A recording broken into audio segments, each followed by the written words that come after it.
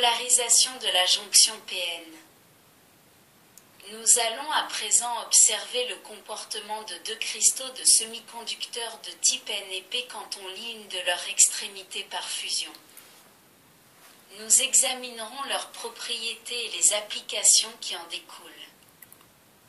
1. La jonction Pn.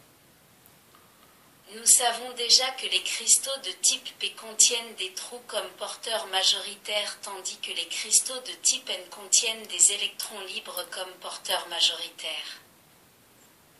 Voyons le comportement des porteurs majoritaires lorsqu'il se forme une jonction entre deux semi-conducteurs de type différent, c'est-à-dire entre un cristal P et un cristal N, figure 1a. En pratique, la jonction s'établit en formant par des moyens techniques spéciaux une zone P dans un monocristal N ou inversement, une zone N dans un monocristal P. Par contre, il est impossible d'unir deux cristaux de types différents pour former une jonction Pn.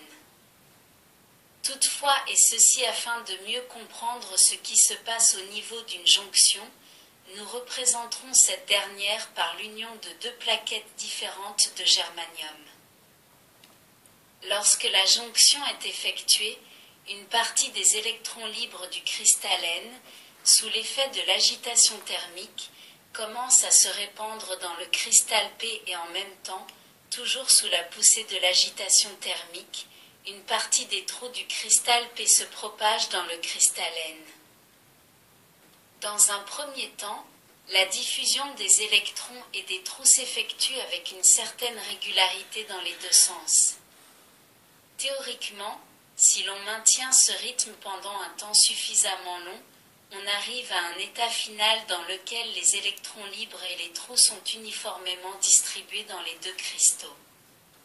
En réalité, la diffusion s'arrête, bien avant d'occuper entièrement les deux cristaux et ainsi, il se forme autour de la surface de jonction une seule zone, relativement mince, dans laquelle sont mélangés en quantités égales les électrons libres et les trous. Dans la phase finale, nous obtenons donc trois zones distinctes. Une zone N, constituée par la partie N du cristal, non occupée par les trous provenant du cristal P. Une zone P, constituée par la partie du cristal P non occupée par les électrons libres provenant du cristal N.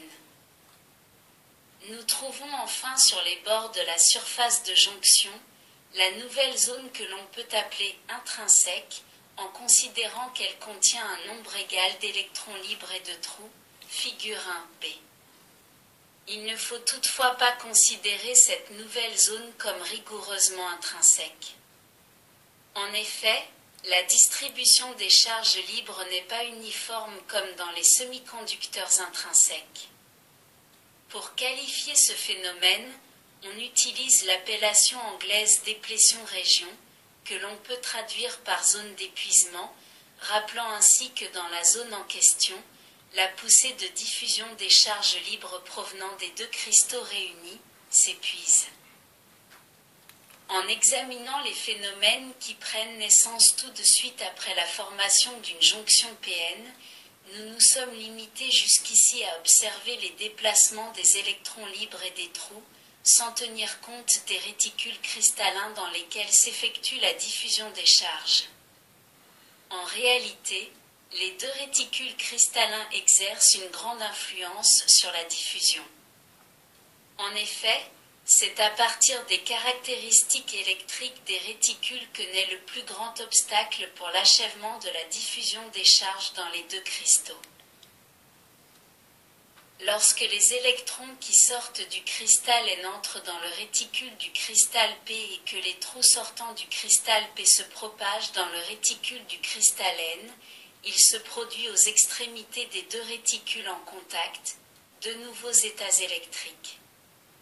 En effet, sur l'extrémité du cristal N, il se forme une accumulation d'électricité positive due à la perte d'électrons et à l'acquisition de trous, tandis qu'à l'extrémité du cristal P, nous trouvons une accumulation d'électricité négative due à la perte de trous et à l'acquisition d'électrons. La séparation des charges de signes opposés produit un champ électrique E, circulant de l'extrémité positive du cristal N à l'extrémité négative du cristal P, figure 1b, et nous reportons le même schéma afin de vous simplifier votre tâche et surtout de bien comprendre le processus. Ce champ électrique agit de façon à s'opposer à la diffusion des charges à travers la jonction, dans la mesure où il tend à ramener les trous du cristal N au cristal P et les électrons du cristal P au cristal N. Avec la croissance de l'intensité du champ E et la diffusion des charges qui se poursuit, la force de rappel des charges augmente également. Ainsi, la poussée de la diffusion trouvera de plus en plus d'opposition, jusqu'à ce que l'équilibre entre les forces opposées soit atteint, provoquant alors la cessation de toute diffusion des charges dans les deux cristaux. Avec l'équilibre établi entre la force du champ électrique et la poussée de diffusion, il se forme aussi une séparation entre une certaine quantité de charges positives et négatives sur les deux bords de la zone d'épuisement. Par conséquent, au bord de cette dernière, une certaine différence de potentiel, VO de la figure 1b, reste constante et pour cette raison on l'appelle couramment mais improprement potentiel de contact ou encore potentiel de diffusion. À l'avenir, lorsque nous parlerons de cette différence de potentiel VO, nous utiliserons la dénomination barrière de potentiel. Ce terme, plus correct que le précédent, rappelle l'obstacle que le potentiel VO représente pour la diffusion ultérieure des charges électriques d'un cristal à l'autre. C'est donc de cette barrière de potentiel VO qui se forme au niveau de la jonction PN que dépendent toutes les propriétés de la diode à cristal. 2. Polarisation de la jonction. Après avoir examiné la formation d'une jonction entre deux semi-conducteurs de types différents, voyons maintenant le comportement de celle-ci lorsqu'elle est polarisée, c'est-à-dire lorsque la tension délivrée par une source d'alimentation continue est appliquée aux deux zones du cristal. La tension peut être appliquée dans les deux sens, c'est-à-dire en reliant le pôle positif de la pile à la zone N et le pôle négatif à la zone P ou inversement, en reliant le positif à la zone P et le négatif à la zone N. Dans le premier cas, on dit que la jonction, c'est-à-dire la diode, est polarisée en inverse tandis que dans le second cas, la diode est polarisée en direct. Que se passe-t-il au niveau de la jonction PN lorsque celle-ci est polarisée en inverse? La figure 2 montre qu'à l'instant où le circuit est fermé, une partie des électrons libres se détache de la zone N du cristal et se dirige vers le pôle positif de la batterie d'alimentation. Au même instant, une certaine quantité d'électrons émis par le négatif de la batterie rejoint la zone P du cristal, où ils feront disparaître une partie des trous. Si maintenant nous admettons que dans la zone P il n'y a pas d'électrons libres qui puissent rejoindre la zone N pour remplacer ceux qui sont repoussés vers le positif de la pile et que dans la zone N il n'y ait pas de trous qui puissent se propager jusqu'à la zone P afin de remplacer ceux qui ont disparu, nous pourrions conclure à la cessation du mouvement des charges circulant du cristal à la batterie et de la batterie au cristal. En effet, le nombre des électrons libres présents dans la zone N du cristal est incontestablement très grand, mais non illimité, il en est de même pour les trous présents dans le cristal P. L'annulation du courant produit par la pile, aussitôt après la fermeture du circuit, est justifiée par le fait que les électrons et les trous sont en nombre limité dans l'une ou l'autre du cristal et par l'impossibilité de les remplacer lorsqu'ils s'éloignent et qu'ils disparaissent. Dans la réalité, le déplacement des charges et par conséquent, le courant produit par la pile, cesse avant même que la zone N ne se soit libérée de ses électrons et la zone P de ses trous. Pour expliquer ce phénomène, sachons que la barrière de potentiel se renforce rapidement avec la diminution des électrons libres et des trous dans les zones respectives et son amplitude augmente en passant de VO à VO. Comparé à ce sujet les figures 1, B et 2. La nouvelle différence de potentiel VO peut ainsi annuler l'effet de la tension extérieure 6, avant que tous les électrons de la zone N ne soient repoussés vers le positif de la pile et avant que tous les trous de la zone P n'aient disparu. La tension 6 appliquée aux bornes de la diode, figure 2, est dite tension inverse.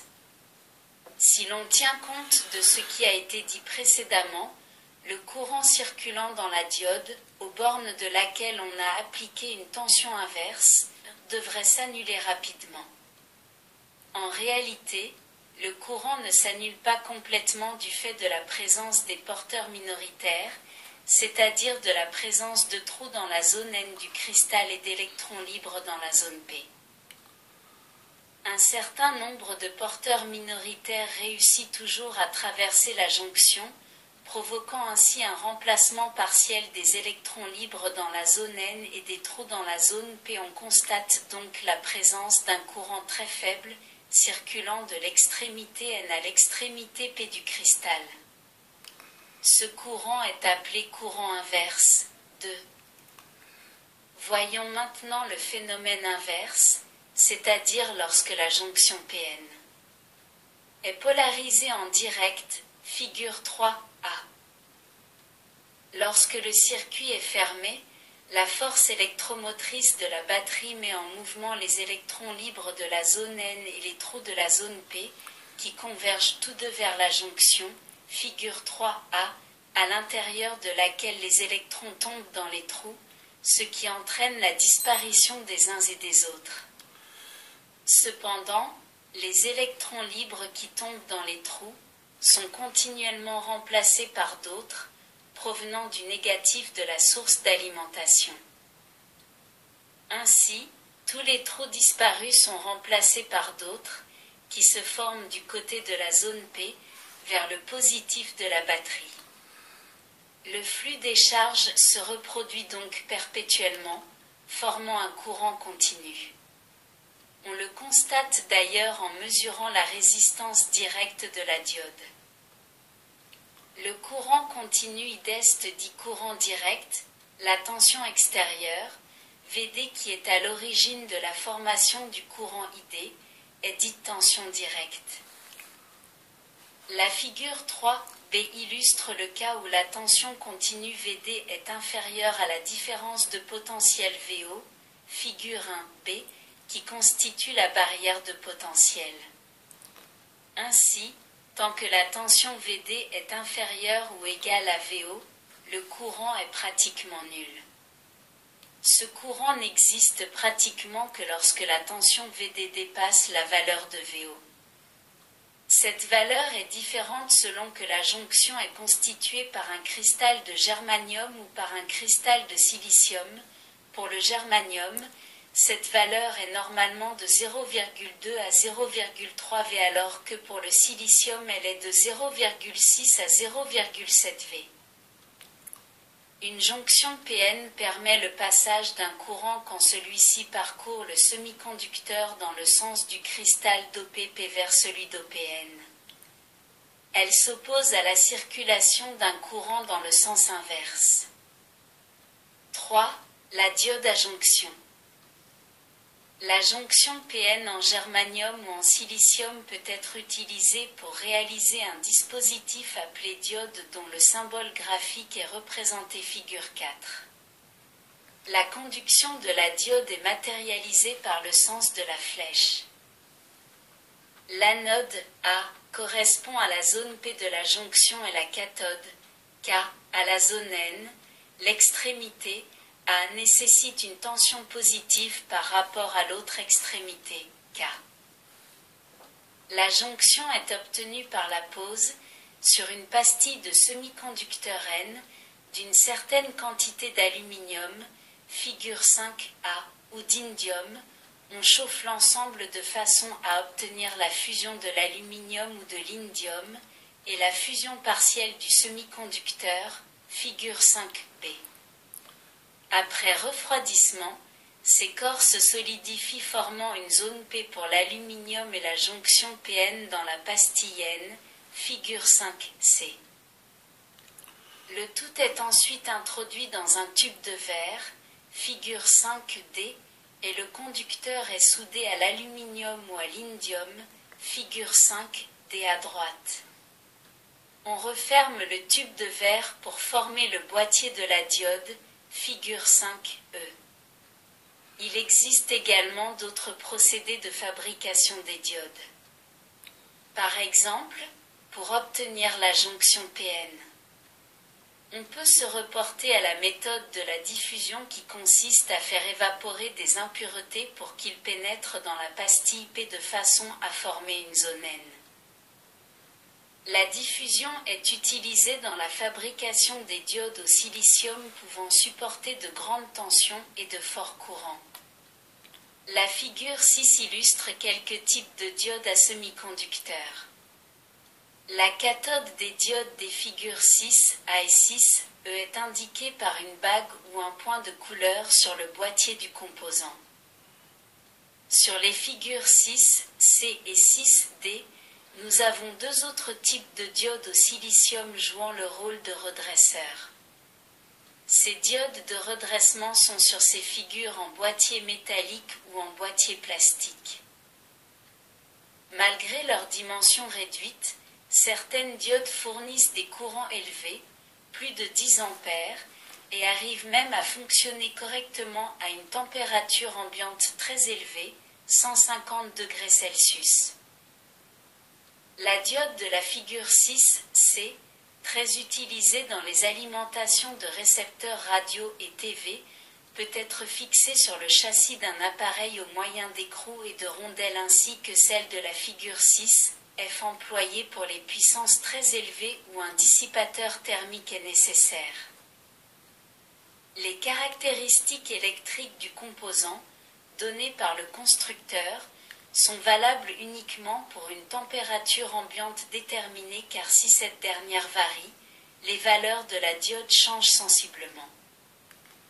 Pour obtenir la courbe caractéristique tension-courant d'une diode, on utilise deux montages électroniques. Le premier, figure 7A, permet d'obtenir la caractéristique directe de la diode. Pour cela, à l'aide d'un potentiomètre que l'on fait varier, on applique une tension directe VD, mesurée par le voltmètre V, et on relève les valeurs correspondantes du courant direct ID sur le milliampère-mètre mA. Le second, figure 7B, permet d'obtenir la caractéristique inverse de la diode. Pour cela, le montage reste le même à la seule différence que la pile et les deux appareils de mesure sont branchés en sens inverse. Il est à noter que l'utilisation d'un microampère-mètre, μA, facilite les mesures de courants inverses, faibles. Chaque couple de valeurs mesurées, tension et courant, peut être reporté sur un graphique ayant deux axes orthogonaux gradués, figure, émoticône, n'en croyant pas ses yeux, le premier horizontal en volts, le deuxième vertical en milliampères.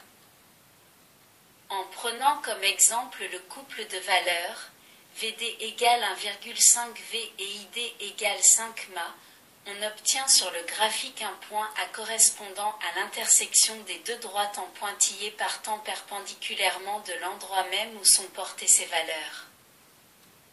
En reportant point par point chaque couple de valeurs obtenues dans les cadrans correspondants sur le graphique, tension et courant direct dans le cadran 1, tension et courants inverses dans le cadran 3, et en reliant par un trait tous ces points, on obtient la courbe caractéristique d'un type de diode, figure, émoticône, n'en croyant pas ses yeux. On peut remarquer que la courbe passe par l'origine des axes, point 0, une tension nulle entraîne l'absence de courant. Dans le cadran 1, on observe que le courant et la tension augmentent ou diminuent ensemble. Pour chaque type de diode, le constructeur fixe une valeur maximale, Idmax, à ne pas dépasser sans risquer de l'endommager. Il indique également le courant de pointe répétitif que la diode peut supporter pendant de courts instants à intervalles de temps déterminés et le courant de pointe non répétitif que la diode reçoit une fois de temps en temps, par exemple lors d'une mise sous tension. Ces deux dernières valeurs sont plus élevées que celles du courant, Idmax, qui représente 20 à 30 fois moins la valeur d'un courant de pointe non répétitif. Dans le cadran 3, on note que le courant inverse, 2, est pratiquement constant et qu'il ne dépend pas de la tension inverse, 6, quand celle-ci varie sur une certaine plage. La tension inverse d'une diode peut atteindre quelques centaines de volts jusqu'à une valeur limite, Vmax, imposée par le constructeur au-delà de laquelle la diode est détruite. Tant que cette valeur n'est pas atteinte, le courant inverse de la diode reste faible et par conséquent il ne peut pas se produire un claquage de la jonction de la diode. En résumé, le constructeur fournit les caractéristiques suivantes. Courant direct maximal, Idmax, noté généralement par if, littérature anglaise, forward. Courant de pointe répétitif, IFRM. Courant de pointe de surcharge, non répétitif, IFSM.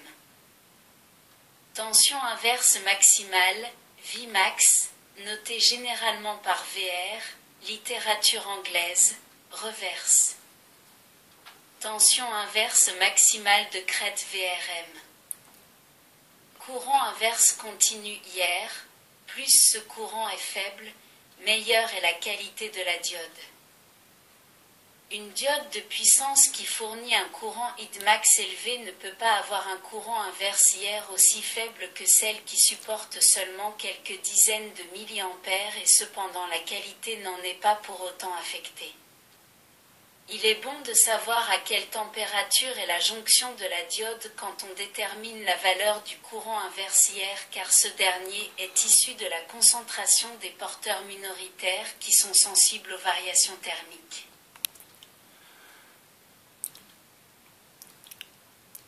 Merci de votre écoute. À bientôt.